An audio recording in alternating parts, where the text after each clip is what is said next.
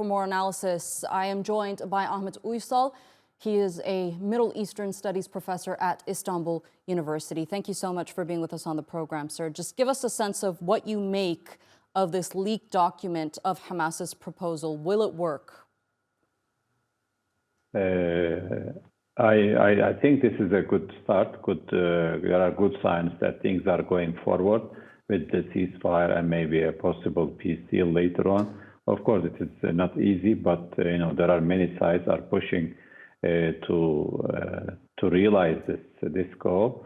And of course, the Gazan people are suffering dearly, and they need an urgent help, urgent aid from all sides.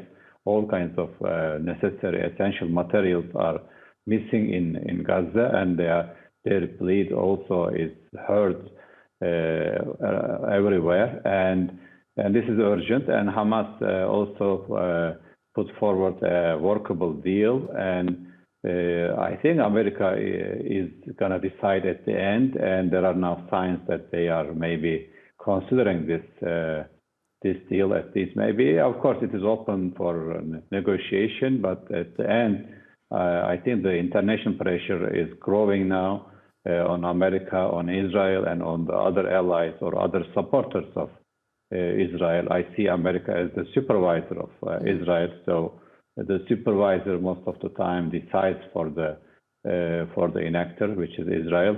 They need to act right now, and probably they'll reach to certain terms, certain deals. The numbers may change. The exchange number of prisoners from both sides, the bodies, right. The number of trucks might change, but there is serious hope right now. Right. Maybe we see some kind of ceasefire. Well, we are definitely dealing with a very fluid situation when it comes to the ceasefire process.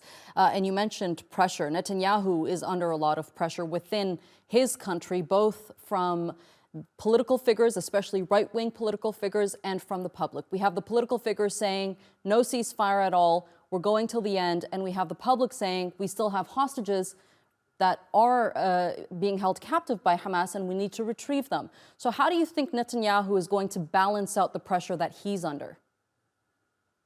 If the things are left to Netanyahu, of course, he's not willing to do anything. He want to rescue his political life, his career, and he also built this radical right-wing Israeli politics. He's in 30 years, he consistently invested in he kind of carried the Israeli society to the right wing, and now he doesn't want to back off. But of course, Israel, without foreign, especially Western aid, is not much. So they depend on the supervisors, the sponsors, everything. The economy is in paralysis, and without any American or Western support, Israel cannot survive. So even though Netanyahu doesn't want it, but as a state, Israeli institutions, I think they want to put an end to this crisis and doesn't want to leave all the decision to Netanyahu. But he is maneuvering, he is insisting, and as I said in the beginning, America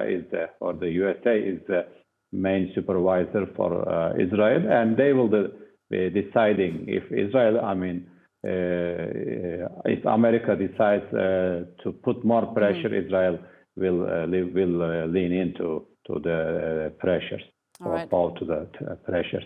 All right, Professor Ahmet Uysal, Yes. Thank you so much for being with us here on the NewsHour and sharing that analysis with us. I appreciate it.